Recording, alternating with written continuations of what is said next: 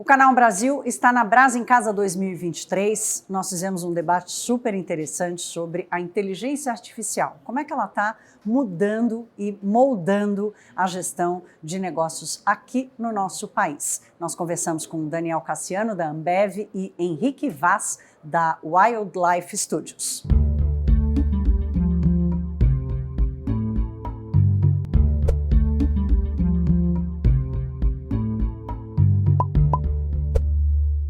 Prazer estar aqui nesse debate que a gente vai travar agora, nessa parceria entre o Brasa em Casa e o Canal Brasil. Eu queria aqui rapidamente falar, eu tenho participado bastante sobre painéis ligados à tecnologia, né, e como é que ela está avançando no Brasil, a inteligência artificial como motor desse avanço.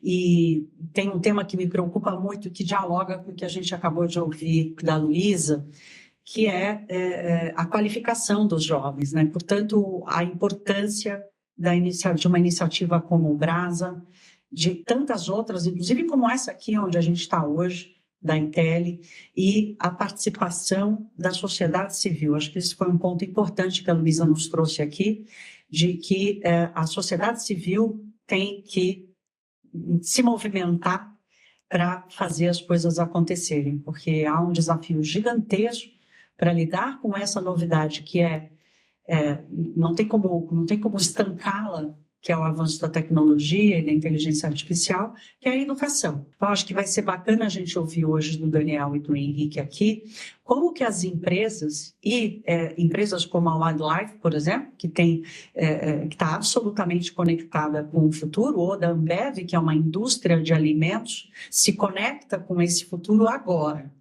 participando e buscando talentos entre vocês. Eu acho que é um bom ponto para a gente começar hoje, Daniel. E aí eu quero te ouvir um pouco sobre a experiência da Ambev, do desenvolvimento do projeto que você está fazendo lá e da convivência, do desafio que a inteligência artificial traz para esse trabalho. Boa tarde, pessoal. Super feliz de estar aqui hoje batendo esse papo, falando sobre esse assunto.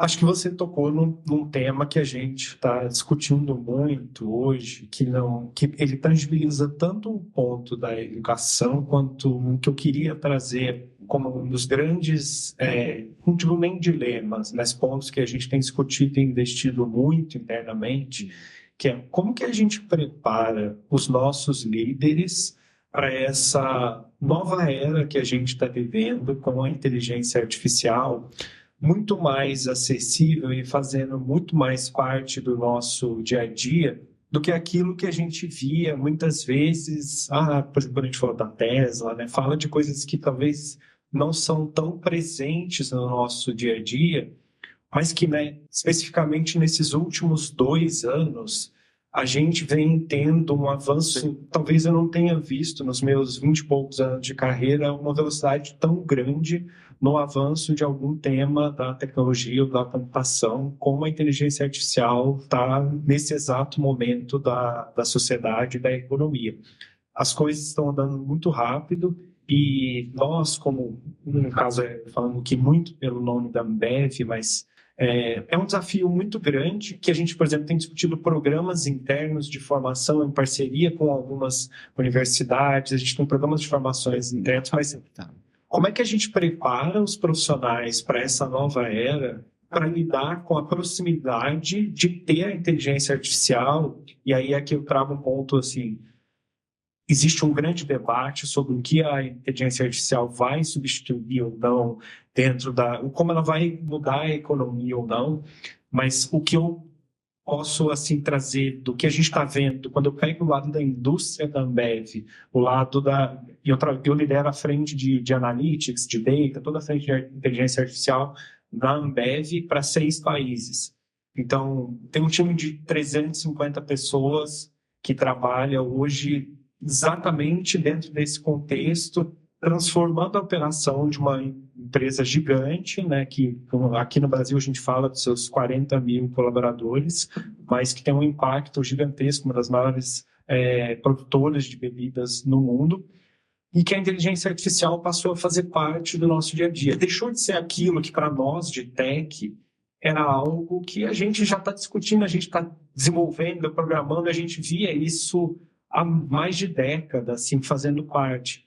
Então, agora, os nossos líderes e vocês que estão aqui em processo de formação e serão líderes amanhã dentro de empresas mundo afora, espero muito que da Ambev, algum de vocês, vocês vão vivenciar uma era completamente diferente, onde, quando eu tento fazer um paralelo do impacto da inteligência artificial hoje no dia a dia, e muito menos sobre aquele buzz de coisas que a gente às vezes acha que são até um pouco fantasiosas, mas a ideia de ter assistentes inteligentes trabalhando do nosso lado, que hoje a gente talvez tenha o ChatGPT como uma materialização disso, né?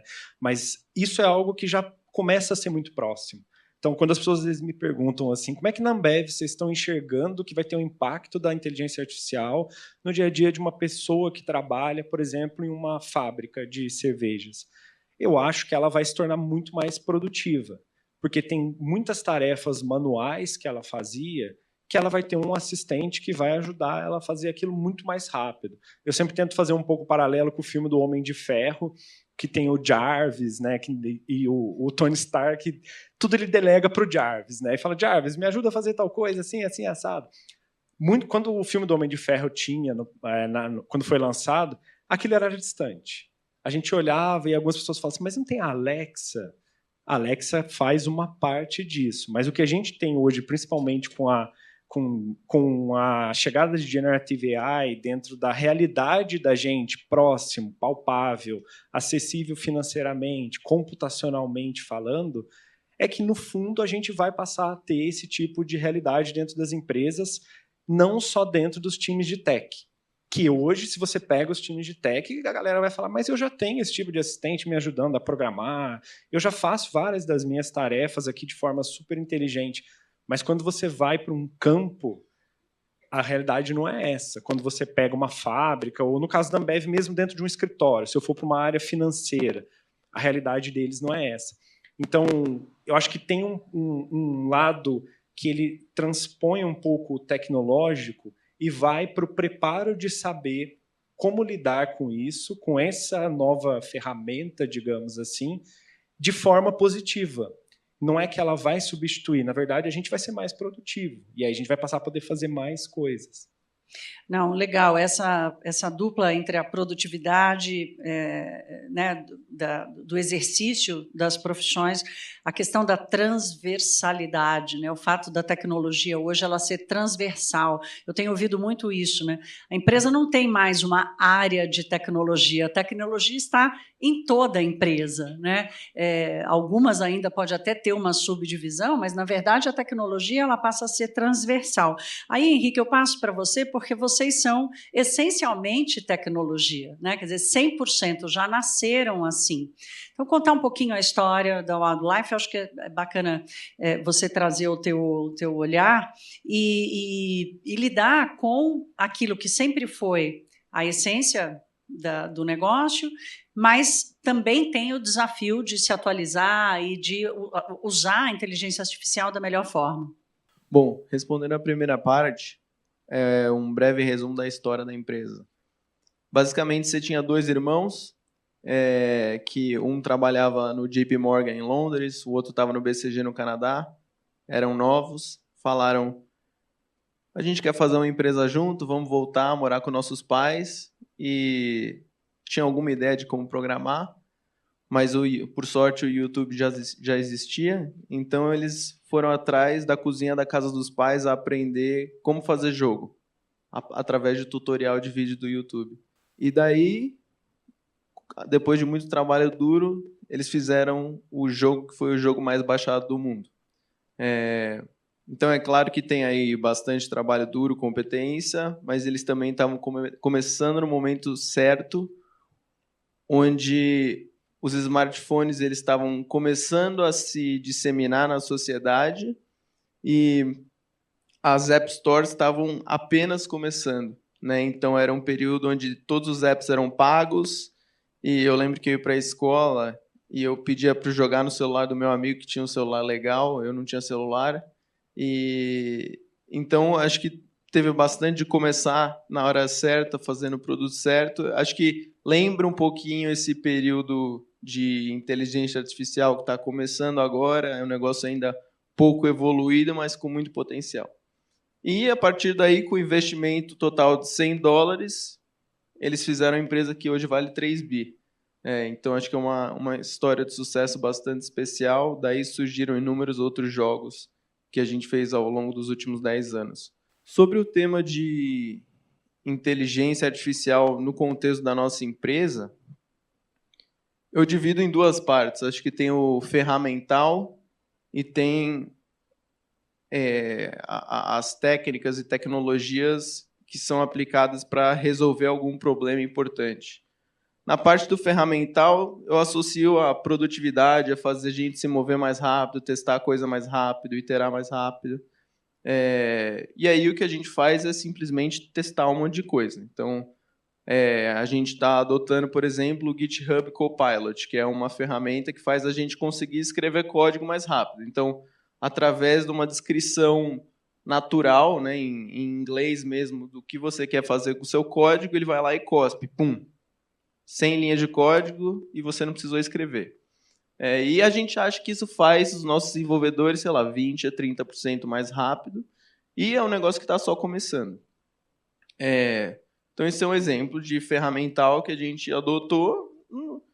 Não tem nada de especial, né? Você vai lá, clica no botão de testar a ferramenta e você é mais produtivo. Então, acho que não exige um grande pensamento ao redor disso. É você ouvir falar e testar.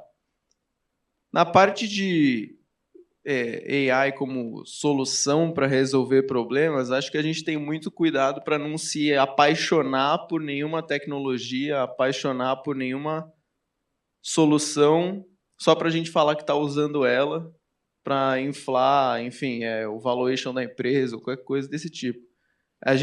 O nosso propósito é resolver problemas, né? E a verdade é que para várias coisas que a gente faz, os approaches mais básicos provavelmente já resolvem 80% a 90% do que a gente precisa. Nesse caso, a gente prefere os approaches mais básicos. Existem problemas difíceis que a gente está tentando resolver, onde esses novos leaps aí de tecnologia, de fato, ajudam bastante. Então, por exemplo, a gente tem um estúdio de 100 artistas, onde a gente produz 1000 vídeos de marketing por semana, porque no fim do dia a gente faz os nossos jogos, a gente precisa mostrar ads para as pessoas, para elas saberem que os nossos ads existem, que os nossos jogos existem. A gente atinge ali 100 milhões de pessoas por dia, falando, nosso joguinho, e cada vez é um vídeo novo. Então a gente tem um estúdio que faz 1000 vídeos por semana. E aí, com toda essa questão de arte generativa e tudo mais, isso de fato traz um potencial muito grande para o nosso estúdio criativo ser muito mais produtivo. Então, a gente está estudando como fazer isso. Aí, o que a gente faz? A gente tem, sei lá, um data scientist muito sênior que está focado em entender como essas tecnologias funcionam e tentar trazer para o nosso contexto.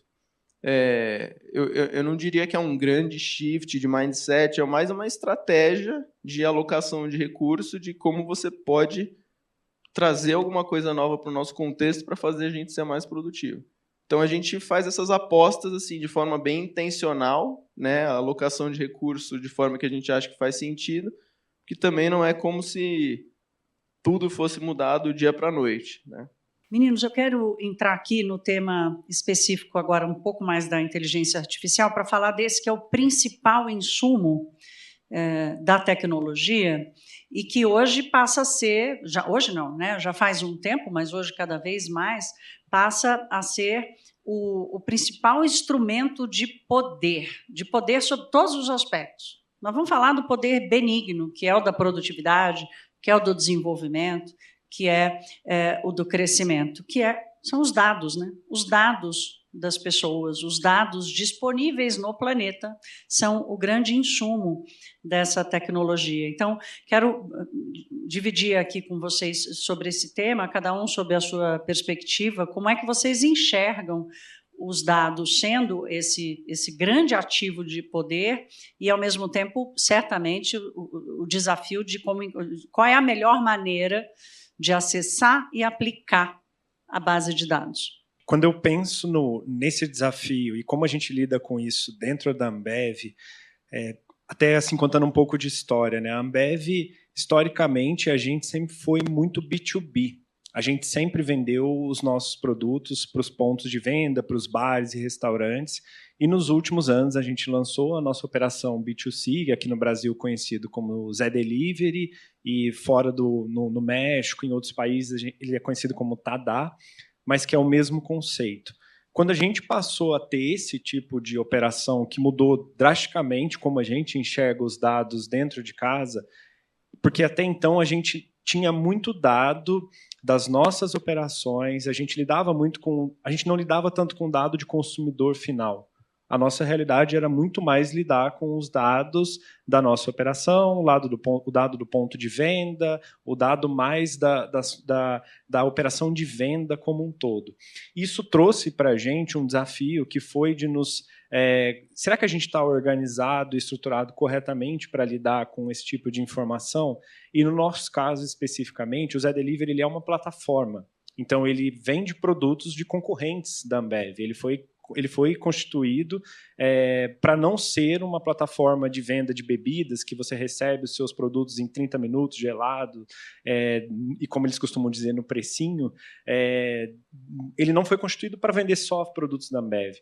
Então, a gente teve que se reestruturar tecnicamente, tecnologicamente, para que a gente conseguisse ter uma separação muito clara disso, garantindo uma governança dessa informação, onde a gente tem um dado ali que, o dado que é menos 1 para 1 e muito mais geral, a gente consegue olhar para esse dado, mas quando a gente pensa nos dados 1 para 1, existe uma série de protocolos de governança que a gente tem internamente para que a gente não ultrapasse a barreira da personalização da informação dos nossos consumidores.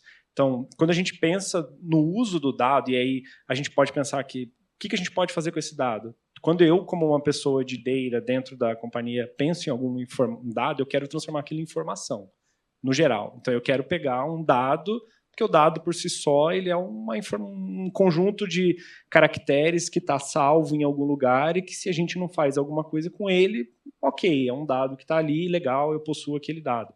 Mas a informação que eu quero transformar a partir daquilo, que pode ser analítica, pode ser para eu tomar uma decisão, ou pode ser que quero colocar isso dentro de um algoritmo, isso sim pode trazer grandes mudanças positivas ou não tão positivas para o negócio. A gente tem um desafio tecnológico grande, quando eu falo especificamente da Ambev, porque é tudo muito grande, é tudo muito fragmentado, e diferente, por exemplo, da Wildlife, a gente não nasceu digital. Então, a gente é uma empresa que vem se transformando nos últimos anos.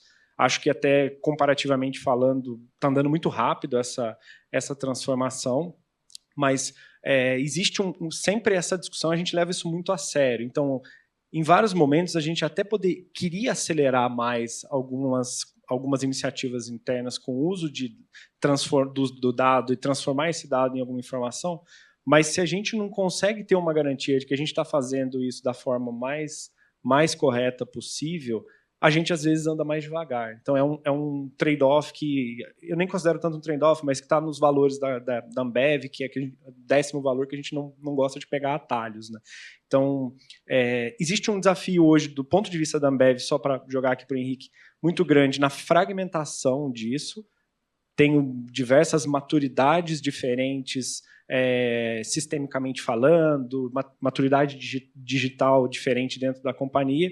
Ao mesmo tempo, eu passei a ter o dado hoje do meu consumidor, porque eu tenho o Zé Delivery, que está lá na ponta e tem 10 milhões de clientes, de consumidores anualmente transacionando ali dentro da plataforma.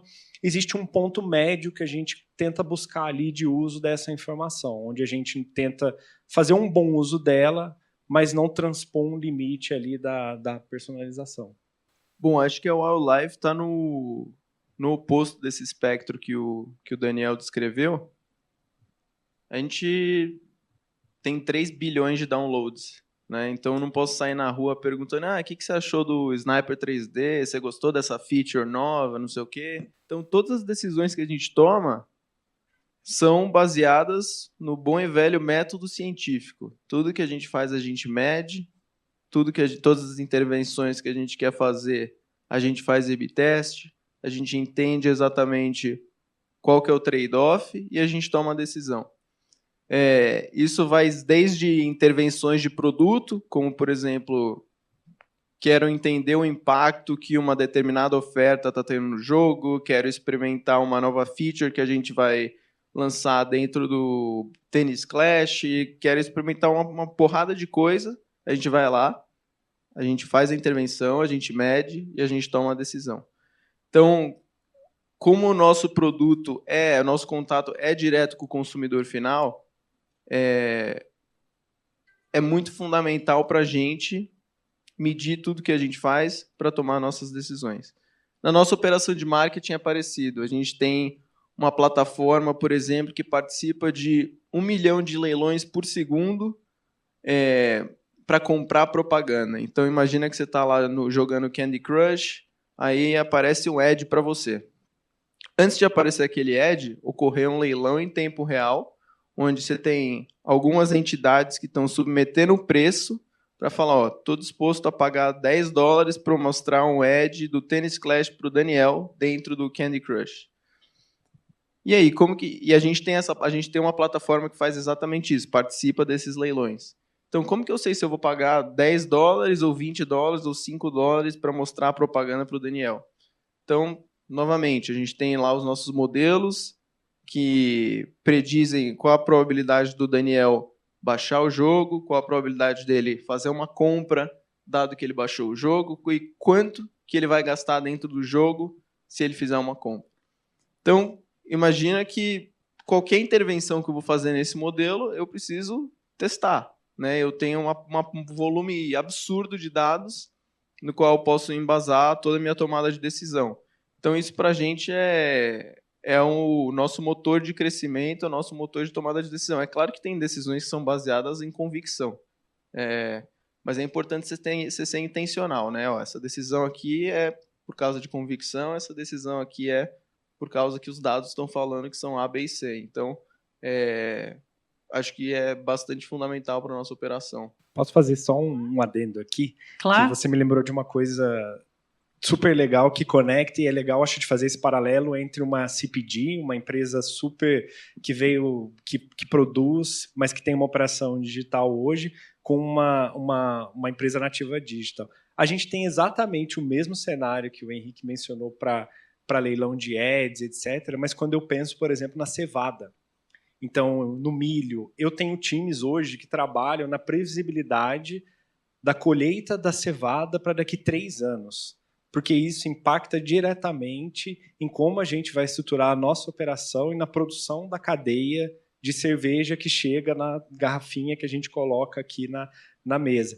Então, é um cenário muito parecido com onde a gente considera, e aí a gente usa aqui, eu uso hoje, com o potencial que eu tenho de ter informação dos meus consumidores, de saber muito mais o comportamento deles, hoje eu consigo ser muito mais assertivo enquanto a gente loca dentro dos leilões de compra que a gente tem com o mercado agro de milho e cevada para daqui 2, 3 anos, a gente consegue hoje ser muito mais assertivo. A diferença para o mundo de uma empresa mais digital é que tudo que o Henrique falou é super real time. Então, a coisa está acontecendo ali conforme as pessoas estão navegando no app. No nosso caso, ela é um pouco mais offline e olhando para um horizonte de 2, 3 anos, às vezes 5. Mas, no fim, são problemas muito similares. Aqui tem uma questão interessante que eu queria ouvir de vocês, que é como é o acesso a essa tecnologia toda, pensando que são 2 empresas que não têm, que são literalmente globalizadas, né? São empresas que não têm mais a fronteira, não tem a fronteira geográfica, nem do serviço ou da atuação, né, todo dia, mesmo a Ambev sendo uma fábrica que ainda tem chão de fábrica, ainda tem um processo de mecanização muito forte, para o AgLife, que é completamente digital. Como é que vocês enxergam, olhando do ponto de vista do Brasil, né, como é que está o acesso ao que tem de ponta dessa tecnologia como ferramenta para fazer acontecer a demanda que o negócio de vocês tem? Do ponto de vista do produto, imagina que uma tecnologia de ponta, um aplicativo ou um chat GPT da vida que acabou de aparecer, como é que é o acesso de uma empresa que atua no Brasil ou que não atua só no Brasil, que atua no mundo inteiro? Como é que você enxerga essa corrida, a corrida e o acesso pela melhor tecnologia para ajudar vocês a fazer o que vocês fazem? Eu não sei se tem uma corrida. As pessoas publicam e tá lá para quem quiser usar. Acho que a corrida é para saber que a tecnologia existe, né? E aí, do nosso lado, a gente tem pessoas que estão sempre ligadas para saber, saiu esse novo negócio, vamos testar. Então, isso é legal. Quer dizer, vocês têm uma equipe que fica por conta de buscar o que tem de inovação? A gente não tem uma equipe. Acho que é muito parte da nossa cultura, né? Então, os nossos engenheiros, nossos data scientists, eles gostam de aprender coisas novas. A gente encoraja as pessoas a testar, mas também é o que eu falei, a gente não é apaixonado, a gente evita ser apaixonado por soluções específicas ou tecnologias novas e a gente tenta se focar em resolver o problema. Então, nossa, saiu esse negócio incrível, muito difícil, de ponta, mas vai ser muito mais difícil operar em cima dele, mas vai trazer um aumento de 1%. Não importa, né? Para que você vai atrás disso? Agora, existem coisas que, de fato, podem ter um impacto fundamental na nossa produtividade, por exemplo. Então, saiu lá o GitHub Copilot, a gente foi lá e adotou, né? Então, acho que é caso a caso, a gente tem uma via de comunicação bem aberta para quem quiser propor ideias, ir lá e propor. E aí a gente vai lá, testa em pequena escala, se fizer sentido, a gente vai lá e rola outra para a empresa inteira. Mas é muito mais parte da nossa cultura, né? Entender o que está acontecendo lá fora e ver o que faz sentido trazer. É muito legal esse depoimento. Eu vou passar para você, Daniel, pensando nisso, né? Quer dizer, já faz parte da mentalidade da atuação diária, está o tempo inteiro buscando o que é novo. Muitas vezes a gestão do dia a dia acaba consumindo as pessoas e quando viu, está um pouco atrasado perto do que já está acontecendo. No caso da Ambev, com a característica que a gente já falou aqui, qual é a diferença do timing ou da cultura ou da ação? Acho que a gente tem um viés muito parecido com o que o Henrique mencionou de tentar não se apaixonar pela solução, de realmente achar a melhor ferramenta para resolver aquele problema. Então, acho que isso é muito parecido. O que talvez tenha um pouco de diferença, dentro do meu time, eu tenho um time que a gente chama de Centro de Excelência de Analytics. Então, esse time, ele é um time que busca replicar as melhores práticas para a gente trabalhar com AI, por exemplo, dentro da empresa, uma vez que eu tenho uma estrutura que corta vários países, muito grande, e que eu preciso garantir um jeito meio comum de trabalhar para até que eu tenha escala. Esse time ele tem um ownership em cima de algumas frentes que a gente define como estratégicas, que a gente faz um pouco de R&D. Então, pegando um pouco disso que vocês mencionaram, vou dar um exemplo aqui. Tem um tema que, para a gente, cada vez ele veio se tornando mais comum de resolução de problemas, que é visão computacional. Então, em resumo, assim, reconhecimento de imagem. Isso passou a ser algo que a gente começou a ter problemas para ser resolvidos de negócio, citando alguns exemplos. A gente tem hoje alguns robozinhos dentro da fábrica de cerveja que ficam reconhecendo o rótulo das garrafas quando a gente pega a garrafa retornável. Então, aquelas garrafas de vidro de cerveja, né, que a gente vai, usa, daí você vai lá no mercado, leva a sua e pega uma outra.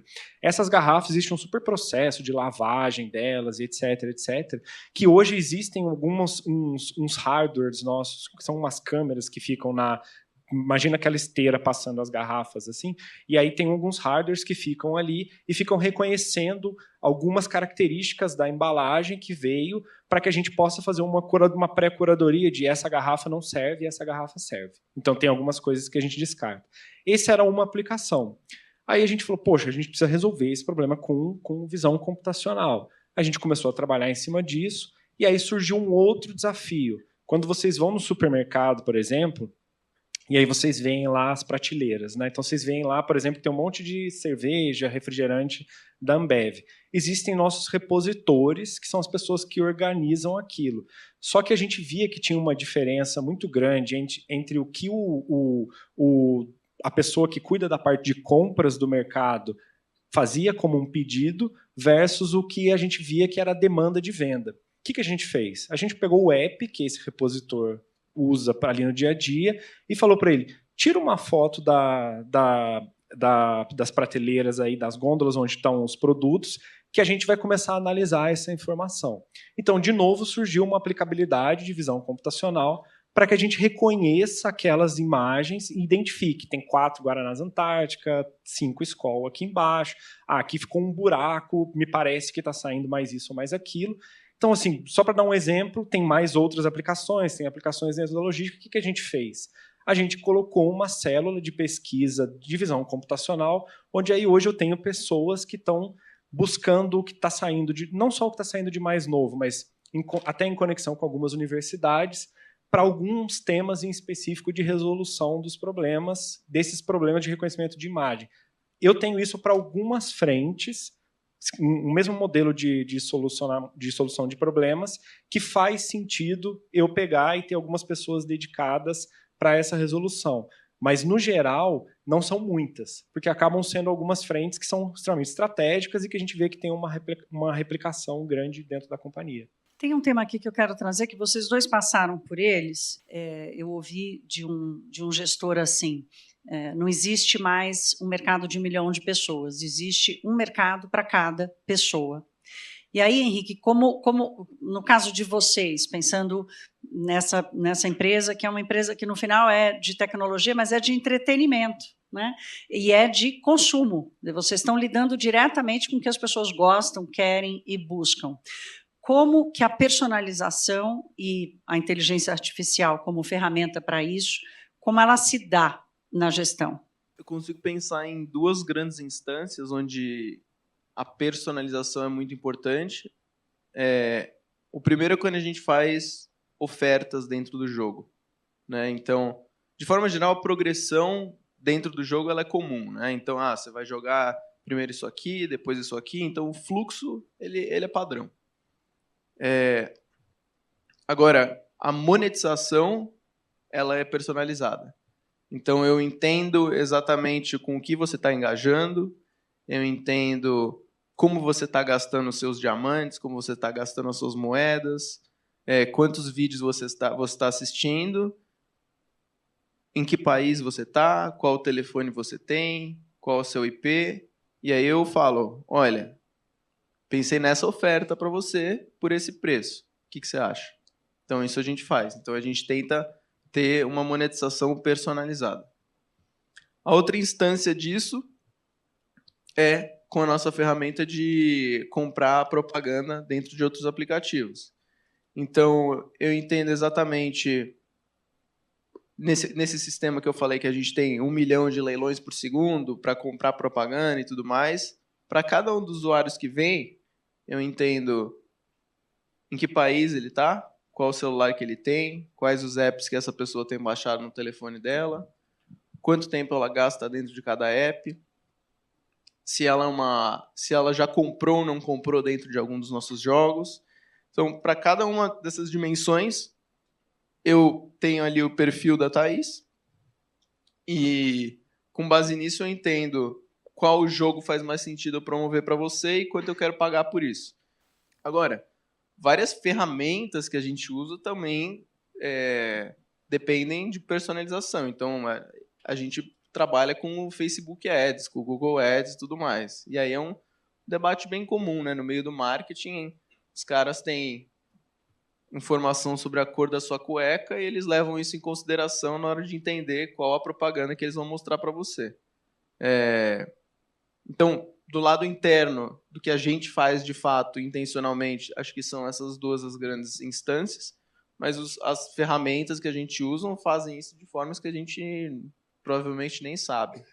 Acho que, do ponto de vista da Ambev, o mais próximo a esse mundo que o Henrique comentou é o que a gente tem com o Zé Delivery. Então, quando eu penso nas ofertas que a gente mostra, no que você vê no app do Zé Delivery, é muito parecido com esse cenário que o Henrique comentou, a gente tem diversas variáveis por trás, vários modelos que a gente chama de personalização mesmo, ou de sistemas de recomendação, que provém o que vocês veem ali no app. Então, para mim, a organização do app está de um jeito, para você, Thaís, está de outro, para outra pessoa está de outro. Eu posso ver um pouco mais de cervejas amargas, porque a gente identifica isso pelo meu perfil. Você talvez veja um pouco mais alguns outros tipos de drinks. Para uma outra pessoa, talvez ela quase não compra bebidas alcoólicas, ela vai ver mais refrigerantes.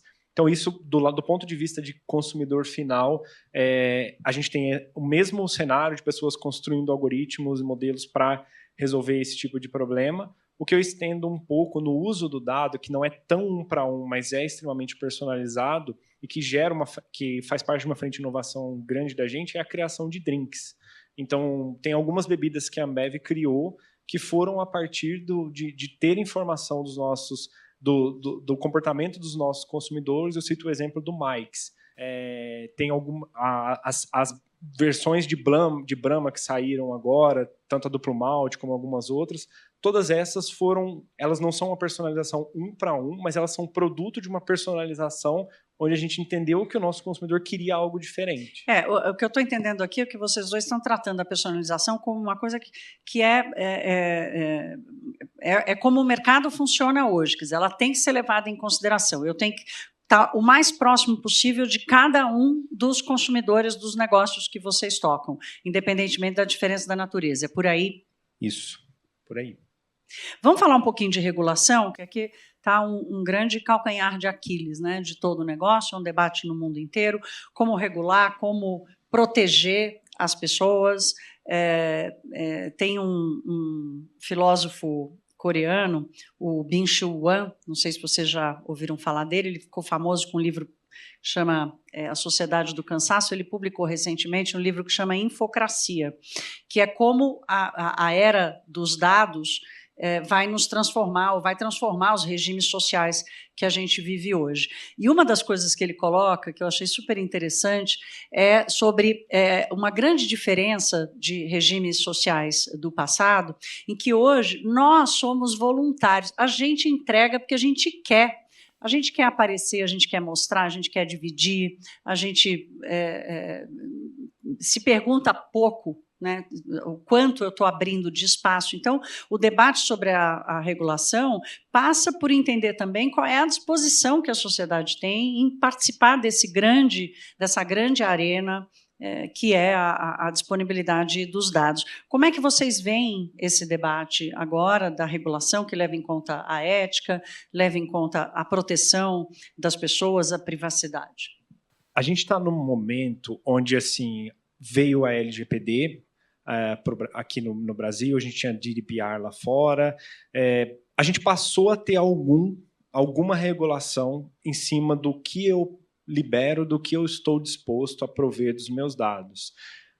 Na minha opinião, a gente ainda está engatinhando nesse processo, principalmente no que tange aos limites do uso da tecnologia em alguns aspectos. Então, existem conversas e discussões grandes, tanto para regulamentar se você pegar, por exemplo, questão da liberdade dentro da internet, se a gente pega redes sociais, é uma super discussão que existe hoje existem limites, não existem limites do que a gente pode fazer de forma automatizada com robôs dentro da internet para chegar nas pessoas. Eu acho que a sociedade como um todo, na minha visão, ainda não sabe muito bem organizar essa conversa, não sabe muito bem os limites, porque, como mesmo o Henrique comentou, as coisas estão mudando muito rápido. Então, mal a gente começou uma discussão sobre um tema, já veio 3 ondas seguintes que já está 5 passos para frente, a gente ainda está discutindo os 8 passos para trás. Então, no Brasil especificamente, como você comentou da Febraban, a gente realmente é uma grande referência no mercado financeiro, globalmente falando, pega o Pix, enfim, várias inovações que a gente tem aqui, mas quando a gente pega nesse lado, o Brasil especificamente tem dificuldade de discutir regulação historicamente falando, né? Você pega alguns outros países, você tem um pouco mais você chega num consenso, aqui é um pouco mais complexo esse tema. Do ponto de vista da empresa, a gente se preocupa muito em, assim, até onde a gente pode ir. Então, quando a gente pega hoje a LGPD, ela fala, olha, você pode ir até aqui mais ou menos, mas existe uma zona cinzenta aqui que a gente não sabe se pode, se não pode, se vai, se não vai, que a gente fica meio que vendo caso a caso. Então, do meu ponto de vista, eu acho que a gente está no começo dessa discussão. Alguns passos foram dados, mas eu acho que a gente ainda não sabe nem o tamanho do impacto que isso pode gerar na sociedade.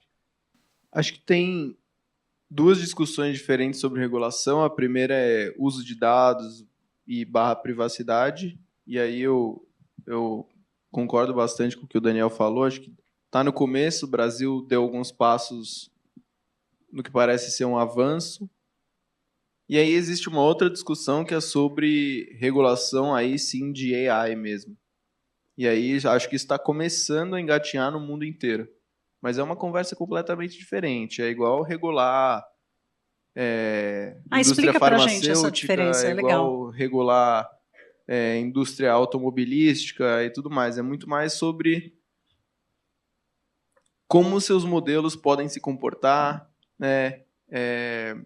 Como você deve lidar, por exemplo, com específicos tipos de vieses que podem ser introduzidos, quais são standards que você tem que seguir em relação a vieses, por exemplo, quais são as garantias que você tem que ter no lugar